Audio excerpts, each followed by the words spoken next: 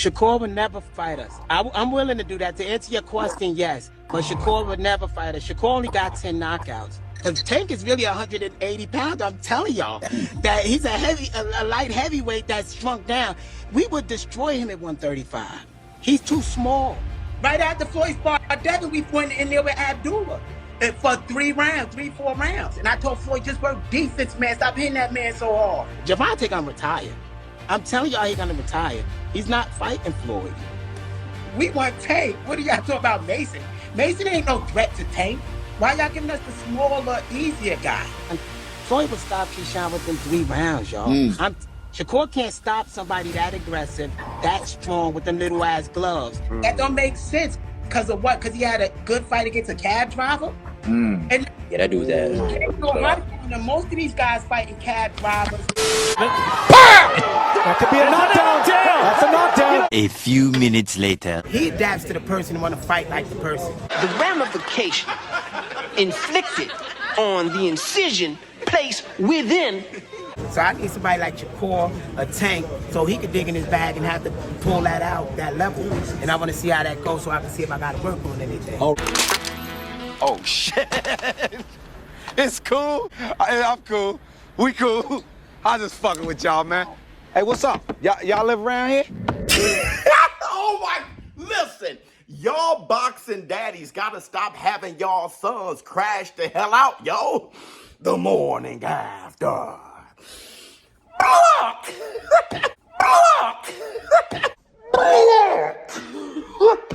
Listen, before I talk about Floyd Schofield and his fight against Garan and all the shit we have to say about that, I want to talk about, let's cover first O'Shaquie Foster versus Conceição. I don't want to make this a long take. I just want to say, regardless of how you guys have that fight, it was a close fight. Whoever you had winning. There's a lot of you who think Conceição has been robbed now in payback for how they robbed Foster.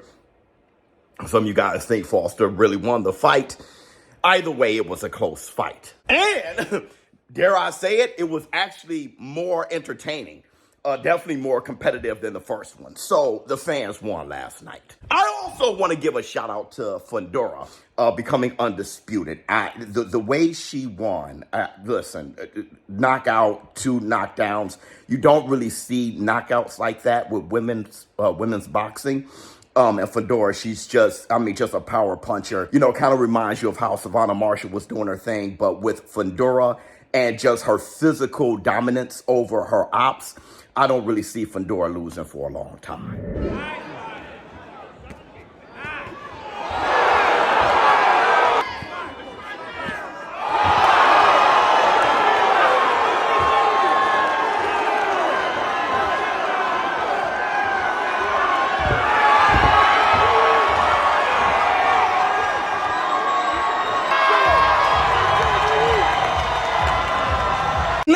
Let's talk about this. Floyd Schofield. I want to say, first and foremost, okay, Floyd Schofield, though I don't see him as a special fighter. Well, not just yet. I don't see him, of the likes of Abdullah Mason or Javante Tank Davis, Shakur Stevenson, Andy Cruz.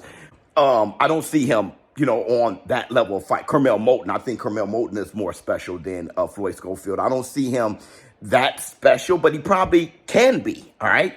But I just don't see him that way yet. But I don't think he has to be. And he is a tough fighter, a tough competitor. I love his personality and the way he's handling this adversity. He's doing it with a smile, and he's very aware of the fight he was in. I give myself a B-, my first 12-round fight. I'm happy. I must say, he is embellishing Garan a little bit. You guys didn't fight Renee. It's very, challenging to stand there with someone you hit him with a 5-piece combination, and, it hurts your hands, and it doesn't hurt him. It's like, man, what? I want to say this. Y'all think y'all playing? Renee busted my cup. Yeah. He busted my cup. He has some serious power. Damn, bro. Who is this guy? Unicron? What is he, a fire-breathing dragon? You got this guy sounding like he has the chin of Chuvalo and the power of Julian the Hawk Jackson. And brother, if that's the case, he's going to have a Barroso moment. Remember when Rolly Romero was like, man, shit, right? And we were like, man, get out of here. Then it was like, hold on. If Garon doesn't have that moment, then cap. But I do. I do respect the way Floyd Schofield has handled himself. What it is, though, all of this firing back or whatever is due to the battery that was put in his back by his father, which, listen, I don't think any father should not think the highest of their son. I think they all should. But when they start promoting and disrespecting other fighters and doing the Bill Haney, doing the Teofimo Lopez Sr., doing the Angel Garcia. I mean, you know, I love the attachment between father and son, but what happens is these fathers, these boxing dads, start having the fan base hate them or fold their arms and be like, really? Let's see how great he really is. And then here's Floyd Schofield fighting for his life against who? I mean, Garon, listen, bro, nobody really was talking highly of this guy. And if he did have, you know, they call him G-Iron now because of his name, Garon, right? Iron is literally in his name. If he has an iron chin like that, I do think what De La Hoya said was dead on, and I was saying it last night. He should go to his body. I mean, the guy had more breast than a bucket of Popeyes, and the guy, he had a stomach, and he was 135 and didn't look like he was in shape.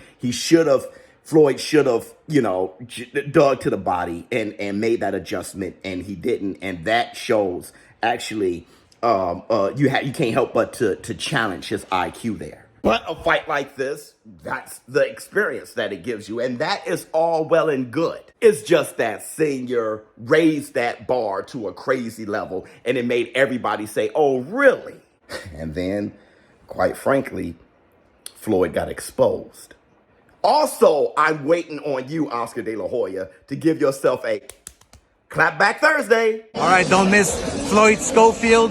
I got him by knockout. Vicious knockout. ShowBizz for adult. I'm out. Huh.